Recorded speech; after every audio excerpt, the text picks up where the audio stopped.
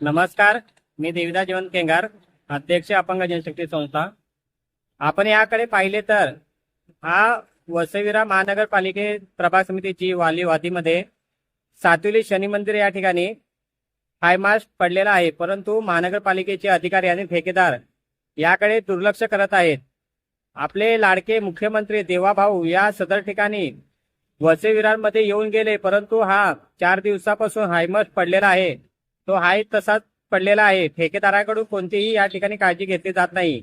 मी वारंवार तक्रार करतो की या ठेकेदारांवर कारवाई करून त्यांना काळ्या यादीत टाकण्यात यावे, परंतु आपले विद्युत विभागाचे उपायुक्त अमोल जाधव आणि संजय कडू हे पूर्णपणे ठेकेदारांकडे लक्ष देत आहेत.